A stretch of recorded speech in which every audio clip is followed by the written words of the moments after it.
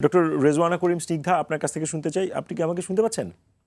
জি, শুনতে পাচ্ছি। জি, না কেউ কেউ যেটা বলছেন যে ওনার ফিজিক্যালি দেশে আসার ফলে সাংগঠনিক অপারেশনের ক্ষেত্রে একনায়কত্ব প্রতিষ্ঠার একটা আশঙ্কা আছে। আবার কেউ বলছেন যে এটা মোর ডেমোক্রেটিক হবে এই সাংগঠনিক অপারেশন। আপনার কি মনে হয়? আহ, এখানে যেটা হয়েছে যে যেই সময়টাতে যে মোমেন্টটাতে আমরা আছি, একটা তো ট্রানজিশনাল পিরিয়ড যাচ্ছে।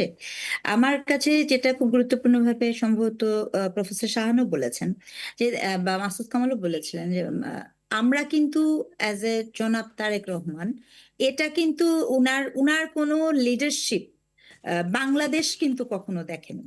হুম, উনার দলীয় লোকজন সেটা হতে পারে, সেটা উনাদের সাথে অ্যাজ এ নাগরিক হিসেবে কিন্তু আমরা ওনার লিডারশিপ সম্পর্কে আম, দেখতে পাচ্ছি না। লিডারশিপ অর্থে যেটা বলছি যে একটা নেতৃত্ব দেওয়ার ব্যাপার। তো সেই জায়গাটার ক্ষেত্রে যেটা হয়েছে যে আমাদের কিছু বিস্মৃতি স্মৃতি আছে। এটাও আমি খুব দ্ব্যর্থহীন ভাষায় বলতে চাই।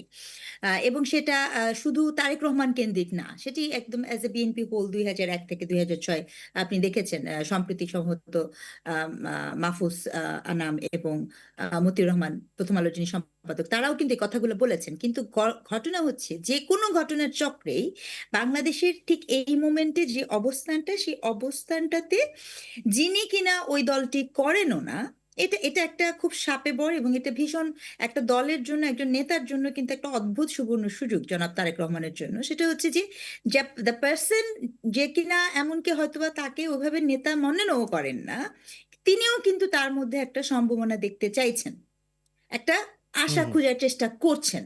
উইচ ইজ মানে এটা কিন্তু খুব রেয়ার, খুব কম নেতাই কিন্তু এরকম ভাবে পারে। আমি যেটা বলছিলাম যে আমরা কিন্তু, উনি কোনো পারফর্মেটিভ লিডারশিপের মধ্যে দিয়ে কিন্তু লিডার হয়ে ওঠেন নাই। এটা কিন্তু খুব গুরুত্বপূর্ণ। ওনার দলের ভেতরে হতে পারে, কিন্তু এই যে পুরো সিচুয়েশন, যেটা সিচুয়েশন ইটসেলফ ওনাকে ডিমান্ড করছে, হুম, তো হুম। এটাকে উনার পিক করাটা খুব জরুরি। হ্যাঁ, আমরা বেশ কিছু পজিটিভ তো দেখেছি, মানে ক্যারিশমেটিক যেই পাওয়ারটা থাকে, উনি রিসেন্ট যে ভাষণ কথাবার্তা বলছেন সেগুলো ভেরি পজিটিভ, অনেক কিছুই অনেক পরিবর্তনশীল। কিন্তু আপনি যেটা বলছেন যে একনায়কতন্ত্রের দিকে না যাওয়ার যে প্রক্রিয়াটা, এটার সম্ভাবনাটা, এটা কিন্তু শুধু জনাব তারেক রহমানের উপরও নির্ভর করে না। এটা কিন্তু আমাদের এটা এটা এটা বলার কোনো অবকাশও নাই যে এই মোমেন্টে ওই অর্থে, লিডারশিপ অর্থে আমি লিডারশিপ বাংলাদেশের, অর্থেই বলছি। হ্যাঁ, সেই অর্থে কিন্তু উনাকে বিট করতে পারেন। মানে উনার যে ফ্যামিলি ওরিয়েন্টেশন বলেন, একটা উত্তরাধিকার পরম্পরা বলেন, পাওয়ার বলেন, নলেজ বলেন, বা যা কিছু অ্যাটমসফিয়ার বা বৃহত্তর একটি দলের সমর্থন, এই রকম একজন নেতা তো বিট করার মতো ওনার কাছে কেউ নাইও। আমি কি মানে এই যে হুম, কম্পিট করা, কারণ হুম, কম্পিটিশন তো ইজ ভেরি ইম্পর্টেন্ট। হুম, হুম, তো এই জন্য আমি বলছি যে এক অর্থে এটা সুযোগ ওনার জন্য হুম, হুম। ভীষণ ভীষণ সম্ভাবনার জায়গা আপনি দেখছেন। সম্ভাবনার জায়গা ওনার মধ্যে আছে, যে হুম, হাউ হি উইল ইনকর্পোরেট। আরে করতে ডেঞ্জারটা অনেক বেশি। হুম, কারণ এক হচ্ছে, বললাম কেউ নেই, দুই হচ্ছে অসম্ভব রকমের লাইবিলিটিস। জি, ঠিক এই মুহূর্তে বাংলাদেশে যে ক্রান্তি হুম, লগ্ন, হুম, নানা জটিলতার মধ্যে হুম, বাংলাদেশ আছে, হুম, এবং বহু মানুষ মনে করছে যে yes, he is the one who can save us, which is a very মানে ব্লেসিং না, যে কোনো হুম, হুম, নেতার জন্য ব্লেসিং আপনি এই হুম, জায়গাটা পেয়েছেন। জি। কিন্তু সেইটা আপনি কতখানি অ্যাকুমুলেট করতে পারবেন সেটা একটা বিষয়। এবং আমি মনে করি এই জায়গাটাতে যদি বিএনপির মতো একটি দল তার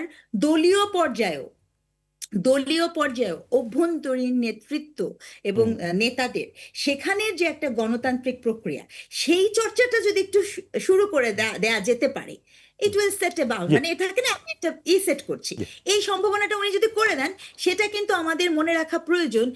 নতুন নয়া নেতৃত্ব তৈরি করতে হয়, নয়া নেতৃত্ব একদিনে আসে না, কাঠখড় পুড়িয়েই আসে।